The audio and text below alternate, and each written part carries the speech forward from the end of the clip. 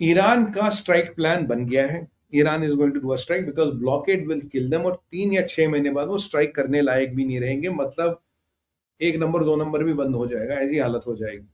तो क्या करें?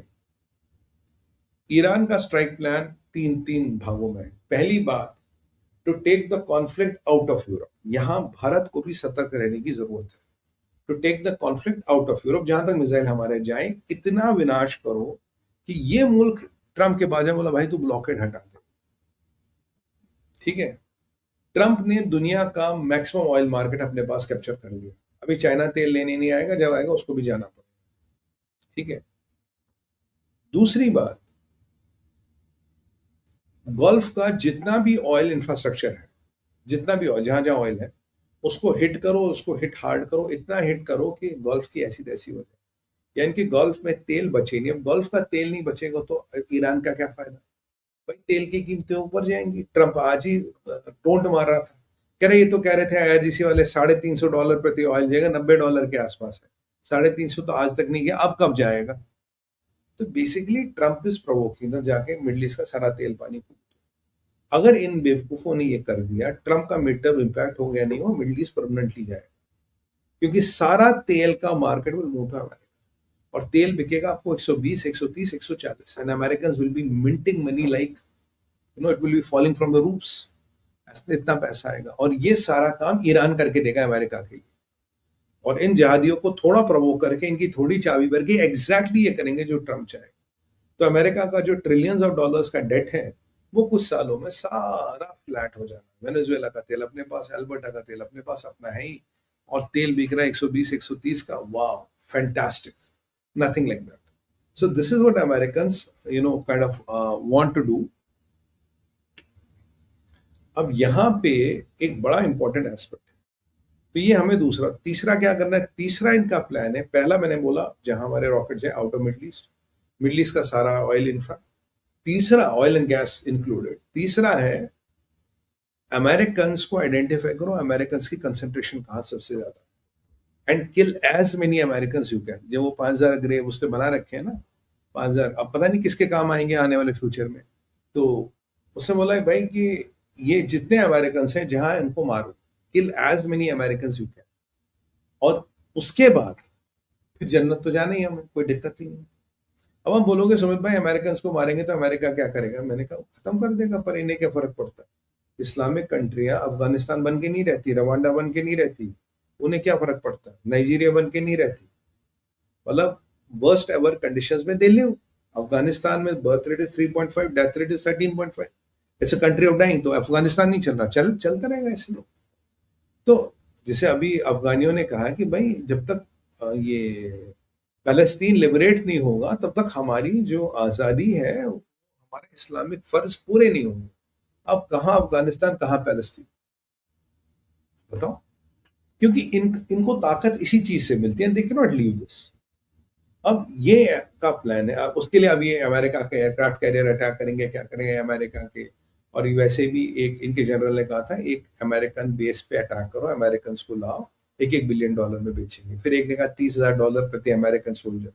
ये सब ये डेस्परेशन के मेजर्स है, these are not military tactics, ये डेस्परेशन के मेजर्स है, पागलपने के मेजर्स है, दे आर डूइंग दिस। और if they really want to help the America to finish off Iran, they should attack American navy.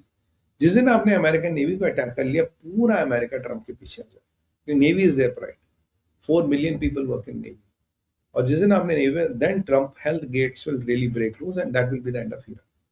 और उसके साथ ही मिडिल ईस्ट का एक बहुत बड़ा अध्याय बंद हो। बाकी ट्रंप ने आज कहा था, यार ईरान से तो मुझे बात करने की कोई जरूरत नहीं। बोला क्यों बात नहीं करनी? बोला हमारा जितना तेल स्ट्रेट ऑफ हॉर्मुज से आ रहा, हमारा काम चल रहा है भाई, हम काहे को बात करें? हमारी बात चल रही है, वी आर नॉट बॉदर्ड। अगर कभी फ्यूचर में जरूरत पड़ेगी तो चलेगी। वैसे भी क्रिस राइट ने कहा था, मैंने आपको महीनों पहले कहा था, Strait of Hormuz will not be what it used to be. With every passing day Strait of Hormuz is losing its relevance, relevance खत्म हो रहा है। इधर उधर से लोग अपनी व्यवस्थाएं बना रहे हैं।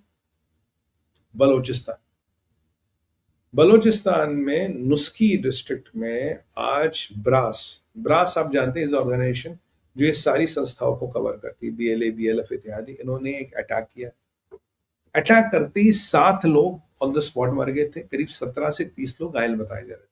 अब अभी मेरी कुछ लोगों से बातें हो रही थी सूत्रों से, उन्होंने कहा जी करीब 20-30 लोग अभी मर चुके हैं और हालत खराब है, काफी लोग जख्मी हैं, जबरदस्त अटैक किया उन्होंने। हम पाकिस्तान ने ड्रोन यूज किए, क्वाडकॉप्टर यूज किए, पर रोक नहीं पाए। तो ये बलोचों का जो ऑन गोइंग अटैक है, उसके ओवर एंड अबो ये अटैक है नुस्खी में, और ये पाकिस्तान की फौज पे किया गया, पाकिस्तान पैरामिलिट्री और पाकिस्तान की फौज पे किया गया। और इसमें पाकिस्तान के फौज के काफी लोग मर गए। बलोचों का कहना, we want to send a message कि बलोचिस्तान पाकिस्तान का हिस्सा नहीं है, और जो 85% एरिया हमारे कंट्रोल में वो तो है ही, जो 15% एरिया हमारे कंट्रोल में नहीं, we want to take control of that, हम उसका कंट्रोल लेना चाहते हैं, ये लड़ाई उसकी है and we are fighting for that. बहुत अच्छा ख्याल है, उम्दा ख्याल है, वे करिए। और पाकिस्तान को ये मैसेज देना है कि बलोचिस्तान में आपका कोई स्ट्रॉन्ग होल्ड नहीं है।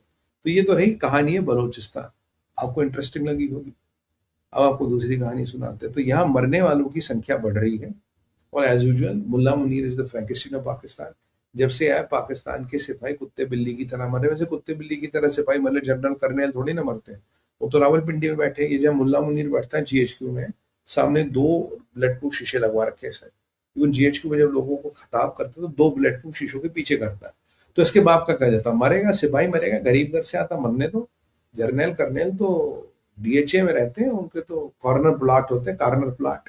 तो कॉर्नर प्लाट वालों को क्या फर्क पड़ता कौन मर रहा है। ये हकीकत है पाकिस्तान की, that is how Pakistan works. दूसरा पाकिस्तान का आपको उपलब्धि बताए, ये शहबाज को कहा था भैया वो इमरान खान का इलाज विलाज नहीं करवाना, उस कोर्ट में जाके उन्होंने सुप्रीम कोर्ट में अपील की, बोला सुप्रीम कोर्ट जी ऐसा सुनिए, आपका कोई जुरिस्डिक्शन है, आप इस पे फैसला नहीं दे सकते। सुप्रीम कोर्ट ने कॉन्स्टिट्यूशन खोला, बोला ये कॉन्स्टिट्यूशन, ये line it has been overruled. यानी कि जो इमरान खान को हॉस्टल ले जाके 1 महीने तक उसका इलाज करने का सुप्रीम कोर्ट ने डायरेक्टिव दिया, उसके अगेंस्ट शहबाज शरीफ की सरकार सुप्रीम कोर्ट में गली, बोला आपके पास पावर नहीं है डायरेक्टिव देने। तो सुप्रीम कोर्ट ने बोला भाई हमारे पास पावर क्यों नहीं, तुम्हें तकलीफ क्यों है? नहीं जनाब वो ऐसा ऐसा, क्योंकि मुल्ला मुनीर पकड़ा जाएगा, मुल्ला मुनीर जो स्लो पॉइजनिंग में इमरान खान को डाल रखा है, that will be found out, इसलिए हमें नहीं देना। फिलहाल इमरान खान को मुझे नहीं लगता हॉस्पिटल शिफ्ट कर दिया गया, बट ये सेटबैक हुआ, supreme court has over ruled. आजकल सुप्रीम कोर्ट भी ना थोड़ा तेवर दिखाने लगा पाकिस्तान में। अब आप बोलोगे सुमित भाई सुप्रीम कोर्ट के इतने डोले कहां से बन गए? भाई सिंपल है, अमेरिका ने मुनीर के पिछवाड़े पे लात मारी। अमेरिका कह रहा है कि जेएंड के भारत का है, ले इंडिया का है, सब कुछ इंडिया का, इंडिया जिंदाबाद। तो पाकिस्तान को तो दूध में मक्खी की तरह उठा के फेंक दिया ना मुल्ला मुनीर को। भाई ईरान में का काम हुआ नहीं, मैं तू मेरे किसी काम का नहीं। अब पाकिस्तान के आतंकवादी हो, पाकिस्तान के पॉलिटिशियन हो, पाकिस्तान के फजलुर रहमान जैसे अपॉर्चुनिस्ट हो, ये क्या है, ये लश्कर तहरीर के लबीक वाले हो, ये जितने भी, they are all sussing out where it is happening. Pakistan का सुप्रीम कोर्ट भी देख रहा है मुनीर में इतने दांत नहीं रहे, उसने कहा नहीं जी आपको तो ये वापस करना पड़ेगा। और पाकिस्तान के पॉलिटिशियन भी गेम खेल रहे हैं, क्योंकि आप जानते हैं मुनीर क्या चाहता है। मुनीर चाहता है कि भाई ultimately Pakistan presidential form of government लाए 15 साल के लिए, 10 साल के 15 साल तक, और प्रेसिडेंशियल फॉर्म ऑफ गवर्नमेंट में ही टेक्स ऑल द पावर। और पाकिस्तान के पॉलिटिशियनों की छुट्टी, हर छोटा छोटा मतलब एक नया शहर बनाया जाएगा और नई नई ज्योग्राफी बनाई जाएगी, जिसको एक मिलिट्री वाला, आर्मी वाला लीड करेगा, and that will B complete army Raj empowered by the constitution of Pakistan.